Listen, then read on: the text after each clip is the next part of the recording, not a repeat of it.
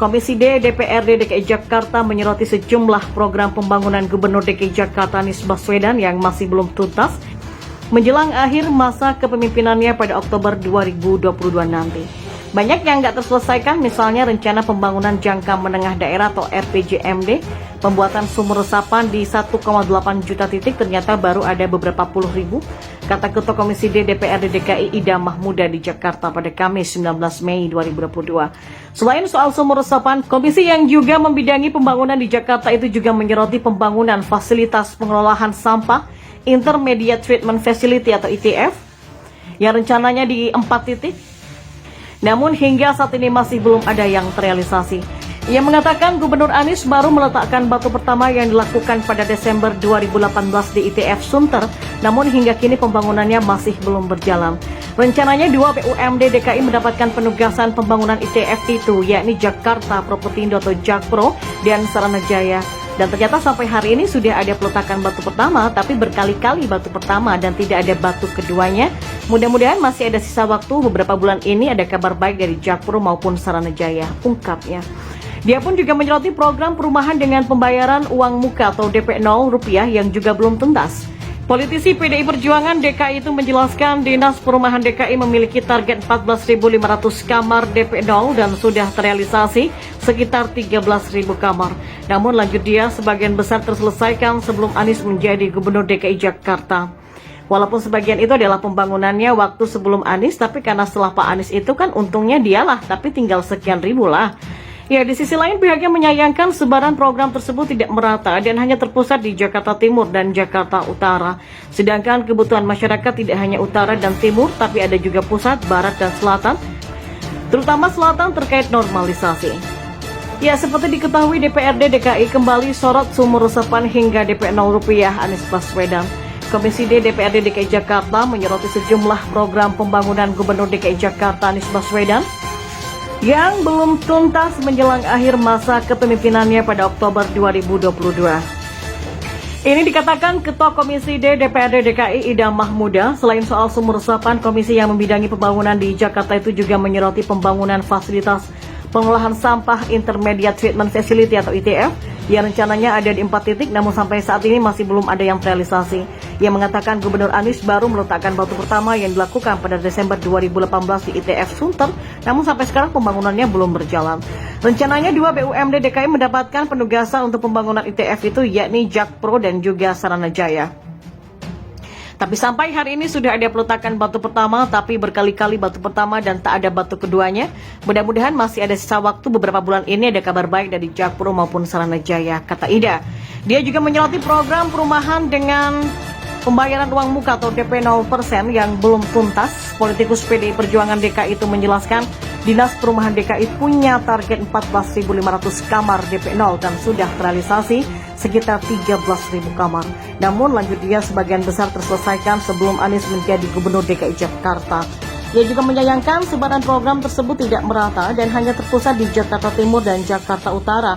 Sedangkan kebutuhan masyarakat tidak hanya utara dan timur, tapi ada pusat, barat, dan juga selatan, terutama selatan terkait normalisasi. Ketua DPRD DKI Jakarta Prasetyo Edi Marsudi berencana memanggil BUMD PT Pembangunan Jaya Ancol untuk menanyakan model kerjasama dalam penyelenggaraan Formula E. Saya akan panggil pihak Ancol untuk menanyakan model kerjasama dengan Formula E, kata Prasetyo. Politisi PDIP itu khawatir Ancol menggunakan dana penyertaan modal daerah atau PMD yang berasal dari APBD DKI untuk menutup kerugian yang didapat saat membantu penyelenggaraan Formula E.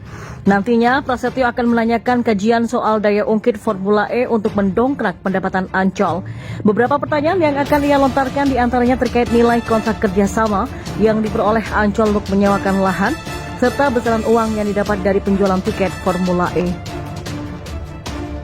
Sebabnya masyarakat yang membeli tiket termurah Formula E yakni Ancol Festival bisa masuk ke dalam seluruh wahana di Ancol seperti Dufan, SeaWorld, Eco Park, dan lainnya. Adapun tiket termurah Formula E dibanderol dengan harga Rp250.000. Prasetyo khawatir skema kerjasama dalam penjualan tiket Formula E tersebut merugikan Ancol selaku BUMD milik pemerintah Provinsi DKI Jakarta. Kita beralih ke informasi selanjutnya. Soroti Formula E, PSI mengatakan sangat mungkin sponsornya gaib. Ya, perhelatan Formula E di Ancol, Jakarta Utara yang akan digelar pada 4 Juni nanti menjadi sorotan dari Partai Solidaritas Indonesia atau PSI. Elit PSI menyindir belum jelasnya sponsor Formula E yang akan digelar kurang dari 3 pekan lagi. Ketua fraksi PSI di DPRD DKI Jakarta Anggara Wicitra menyindir belum jelasnya sponsor Formula E mengundang pertanyaan. Menurutnya tidak logis dengan ajang yang tinggal 3 pekan lagi, namun sponsor resmi juga belum dirilis. Sangat tidak logis ya kalau sponsor sampai sekarang logonya belum dipampang. Di mana-mana sponsor itu kan ditukar dengan exposure dan promosi, logo pemberi sponsor dipasang di mana-mana. Kalau tinggal kurang dari 3 minggu belum ada logo sponsor kan sangat nggak mungkin ya sponsornya gaib atau nggak nyata, kata Anggara dalam keterangannya yang dikutip pada Rabu 18 Mei kemarin. Sementara itu Wakil Ketua Komisi E DPRD DKI Jakarta fraksi PSI Anggara Wicitra Sastro Amijoyo yang mengatakan dia memahami kemungkinan panitia penyelenggara Formula E sulit mendapatkan sponsor sebab Formula E merupakan acara yang penuh dengan ketidakjelasan untuk meraup keuntungan. Kami nggak kaget kalau sponsor sulit didapatkan karena sponsor biasanya akan menginvestasikan uangnya ke acara yang jelas seluk-beluknya dan memberikan keuntungan kembali. Anggara mencontohkan ketidakjelasan Formula E mulai dari revisi studi kelayakan, jumlah penonton yang berubah-ubah, sampai mundurnya jadwal penjualan tiket. Dan menurutnya dengan kondisi itu sponsor pasti berhitung layak atau tidak investasi di ajang balapan mobil listrik ini. Selain itu, ia juga menyoroti lemahnya kontrol dan pengawasan pemerintah Provinsi DKI Jakarta terkait persiapan Formula E. Ia mengatakan demikian karena banyak hal yang tak dapat dijawab oleh Pemprov. Acara ini kan bisa terlaksana karena usulan Pak Gubernur dan ada juga anggaran 560 miliar dari APBD sehingga masih ada tanggung jawab Pemprov di sana, ujarnya. Sebelumnya, Wagub DKI Jakarta Ahmad Riza Patria mengakui ajang Formula E masih belum mendapatkan sponsor, padahal balapan mobil listrik di Ancol itu tinggal beberapa pekan ke depan. Riza mengatakan urusan sponsor sebaiknya konfirmasi langsung kepada Jakpro.